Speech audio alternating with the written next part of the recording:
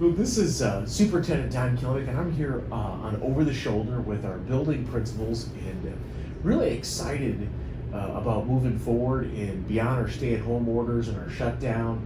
And wanted to talk to the three of you, and we've got a fly on the wall with everybody listening in. Where are we at currently with school? What's going on in your buildings and in your programs? Not everybody jump out at once. Well, yeah, I'll start out. You know, school doesn't stop just because the kids aren't always here in the classrooms. You know, we still have a lot of plans going on. We still have graduation that's around the corner. So we have, those plans are coming up. Graduation's on July 22nd. But you know, we started also having the athletes have started to report because we're allowed to have some summer workout times. So we're practicing some social distancing, taking some safety precautions, just to make sure everybody feels safe. But you know, we have a lot of things going on. You know, driver's ed, you know. So driver's ed's going on. Where is it going on, Keith? Is it right in a building with 30 kids in a classroom? Well, no, actually, we can't be in the building. So right now, everything can still be outside, but students aren't allowed inside. So we're using the football pavilion right now. And the teacher comes in, gets his TV every day, goes out to the pavilion, and teaches class. And you know, I like it because if I was a kid, you're outside. There's sunshine. There's lots of activity going on, and it seems like they're enjoying it. So we are taking some safety precautions Oh, in having programs definitely, and athletics. And Yeah, I made a purchase for some thermometers, some of the touchless thermometers. Our coaches all have a touchless thermometer. They have some affidavits that the kids check in and have some questions that are provided us by the MHSAA. We do that before every activity, and the driver's ed does the same thing. When they're coming in, they have their own questionnaire that they have to follow. All right. So this is what's going on at the high school. Josh, this is like, you know, you're right on the gate here. Yeah. What's currently going on at the middle school? Well, you know, we've been trying to prepare for as much as we can with very little information. I can tell you at the middle school level, we're wrapping up our summer school that we've done all virtual. So we're excited about getting some of those kids caught up and get them in place so they're going to be successful in the fall. But other than that, we've just been working on transition of moving me out of my instrumental music job into the new principal role. Fantastic. So students that weren't successful this school year, first semester, second semester, they've been able to catch up using virtual summer school. Absolutely. Yep. Fantastic. In Principal Gensch at the elementary level, what's been going on? It's a little bit quieter at our building, but it doesn't mean that there's not a lot still happening. We have some individual tutoring that's happening with some of our support staff where students are coming in and getting one-on-one instruction. And then we also have the Learning Hub still available online where the grade level teachers put resources up there so students can keep learning through the summer. We have our reading interventionists that are trying to still plan for some sort of summer school. Not sure what it's gonna look like quite yet, but looking at all the options, whether it be in person or online. And then we also are just planning for the fall as best we can as new information comes in. Now, all of us are parents. Is there any advice that you might have for parents right now? I know from my perspective, you know, one piece of advice is there's always that debate. Are you going to have that summer vacation? Are you going to do that trip? Are you going to do something? And from my perspective, as long as you can be safe, you need to give your kids a break from the monotony. That it feels like the never-ending summer break. They've been home. And so what are some advice that you guys might have for parents? I guess one advice I have is that it's 80 degrees outside. Get out and enjoy the 80-degree weather while it's here. And I think that the safest place to be is to be outside. And I think a lot of the times the kids are on their devices, their PS4s, their iPads. You know, they give them a break. You know, give their eyes a break from some of those screens. Go and have some activities. Go play catch with your kid.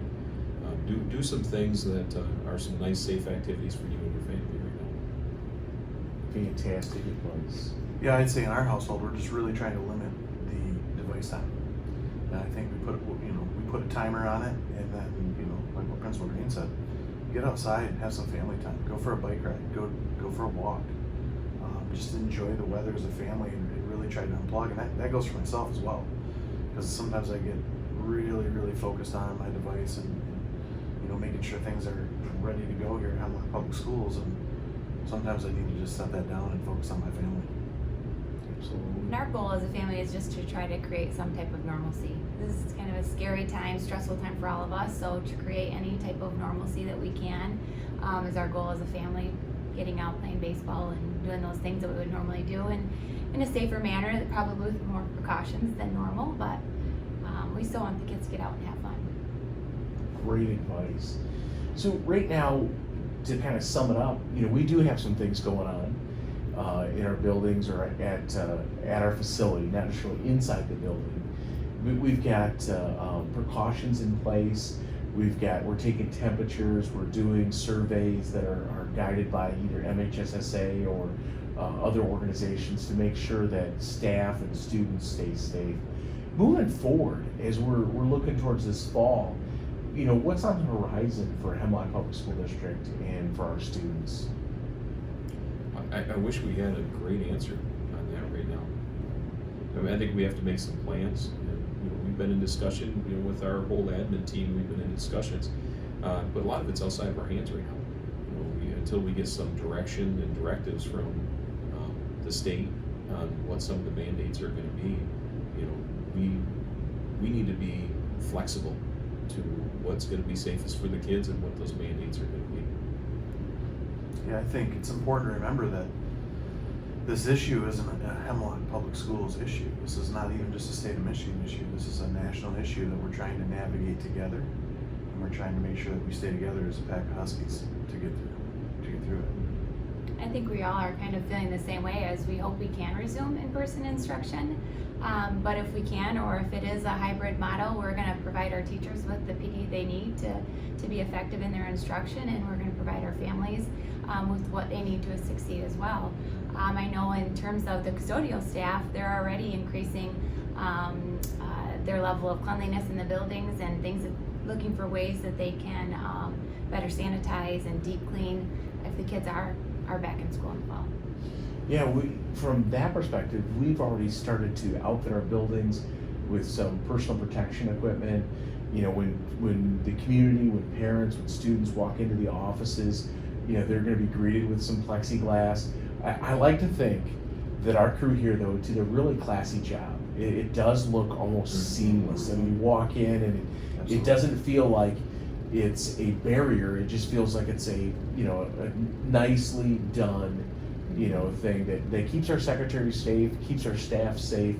And then one of the things where you mentioned sanitizing, we're getting the backpack sanitizer for every building, and so our custodial staff will be able to clean every night and sanitize. And so we're excited about that. We're looking at some other opportunities to keep the building as clean as possible.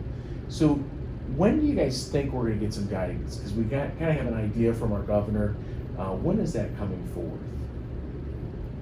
Well, the June 30th date we've been given, so hopefully we'll get some more information then. But as far as that goes, we're just going to be as proactive as we can, as much as we can. Yeah, so next Tuesday, we should have some information. Now, when that comes out, we already have some ideas of things that are going to be there. So if we're in a face-to-face situation, there's going to be some guidance, and we're going to take all the protocols that we need to keep kids safe in a face-to-face instruction. And that's what I think what we as educators all long for. If it's a hybrid model, we're ready to do that. And if it's a remote learning model, where do you guys feel like we're at with that? I think the remote learning model, we're going to be as prepared as anyone to do. That's one of the compliments that I've received from other districts, too, other administrators from other districts, that there was a little jealousy that we were as ready as we could be. We have the one-to-one devices already set, having the technology with the kids' knowledge of the Google Classroom platform. We were far ahead of many other districts. So I think that we've made some investments into our kids' education over the last 5-6 years that have been very, very beneficial right now. I think we also learned some things throughout this last school year. We closed our doors on Friday, and Monday we had remote learning up and ready to go. But I think that we learned, what teachers need, what kids need, and what families need, so that we can better support them the next time around if it happens to be the case. Yeah, I agree. I think we were early adopters when it came to the one-to-one approach, and I think, applying what Principal Gensch has to say, I think we've learned a lot. I think we're going to be way more prepared in the fall if we do need to go that route. None of us around this table would like to see that, but I think we can take those things we've learned and become even more effective from a virtual standpoint. So, as people are viewing this, one of the things that I think they're shocked is they probably think this is June 5th. Sometime early in June that we're filming this, because they think that you have the summer off as building principals and as superintendent. And I sense that kind of chuckle there. What are your one? What do you guys do in the summer? The kids are gone. Why do you guys have to come to work every day? What are you doing? 20 and 21 season is what we're looking at right now. And this year is obviously an extra hurdle. We have a few extra hurdles we have to jump over this year because of the issues that we're presently involved in. So we're actually going to be working a little bit even more than what we normally do to get prepared for next year and what we need to do that might be different. But we still need to make our schedules. We still need to make sure kids are cared for and ready to go for the next year. We may not be here as much as what we are during the school year, but we're here quite a bit. My wife knows where I'm at. If I'm not at home, she knows I'm in my office. I just think for me, being a new administrator, the learning curve is pretty steep. I realize that this is going to be a much steeper learning curve here, but having these fine administrators around this table to help guide me, the training wheels are coming off very quickly. So just getting prepared, getting my feet wet, getting in the right direction, and to echo all the things Principal Green has to say, looking at the schedules and coming up with a schedule and developing all those things so we're prepared when we find out what we're supposed to do in the fall. I think the other thing is all four of us, we try to make ourselves self-accessible to parents if they have questions or concerns, to be able to respond to them in a timely fashion and try to help ease some of those concerns that are out there or those worries. We know that we don't have all the answers, but just rest assured that we're doing our best to make the fall look as normal as possible, as normal as we can, and the best type of situation for our Huskies. Absolutely. So any parting wisdom that you guys would like to share? We hope to see kids in the fall in their seats in the schools. That's our goal. I am Keith Green. I am Lori Gensch. I am Josh Chase. And And we we are are HEMLOCK HEMLOCK Huskies. Huskies.